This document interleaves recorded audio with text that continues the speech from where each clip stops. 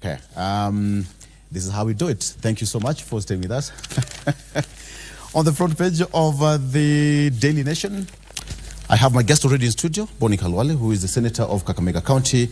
We're going to want to take a quick look on what you have on the front page of our local dailies pretty fast.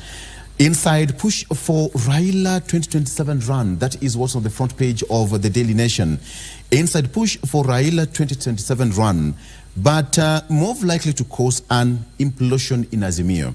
It describes a secret push is fast gaining momentum in ODM circles to have party chief and Azimio leader Raila Odinga take a sixth stab at the presidency in the 2027 elections. Though he has shown no interest, the opposition chief is said to be under pressure from some of his allies. But Wiper's Kalonzo Musyoka and NARC Kenya's Martha Karua are also eyeing this top seat and would wish to get the endorsement of Mr. Odinga, who will be a prime 82. Front page of the Daily Nation, Mheshimiwa. Yes. We are talking about 2027 right now. Yes. So there's no time left. What do you make of this headline?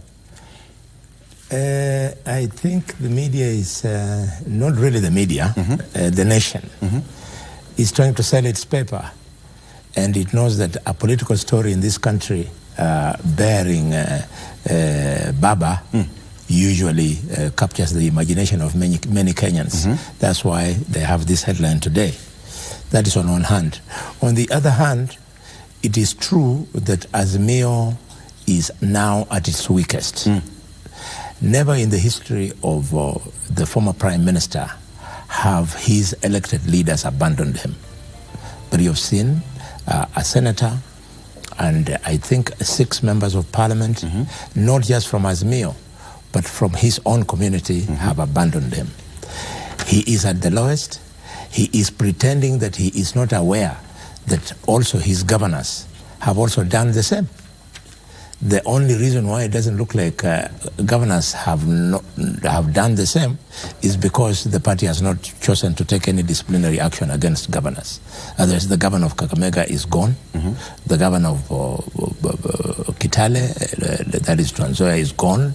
The governor of Busia is gone. The governor of Higa is gone. I can go on and on and on. So basically, that's what I would comment about it. However, I can see the paper is trying to bring in the issue of the interests of Kalonzo and Martha Karua in the presidency. Okay, fine. Give it to them. They are running. But if indeed they want endorsement from Raila Odinga, then they must allow Raila Odinga to do a bit of housekeeping in his own community. He cannot just say, I am pulling out and I am endorsing Martha Karua or Stephen Kalonzo Musyoka without first preparing his own community. To prepare his own community, the former Prime Minister would have to designate somebody as the heir apparent for his, shall I call it, kingdom, which is not very easy. But I'm happy for the first time again, this kind of conversation is taking place in Lowland. I hear names being floated around, but having been on these streets for many years, there are only 2 people I see who stand alone, left on their own, can mobilize the imagination of that community. The first one is the Member of Parliament for Rarieda, the Honorable Otiende Amolo, can capture the imagination of Luos. He can also be attractive at the national level because of his rich CV. Secondly, a nominated member of Parliament, John Mbadi, is a very experienced member of the party. Having had even leadership role in Parliament. Party chairman, former assistant minister. He is very articulate. His persona is very appealing to not just the community but at the national level. So they should allow Raila to reorganize himself. It is true they have mentioned other names, but since my vote would not count in a situation like that, I'm just making an academic comment. When you look at it, then does it have to mean that Raila has to endorse someone for Azimio, or they also have to fight for their own space? Azimio is a big house.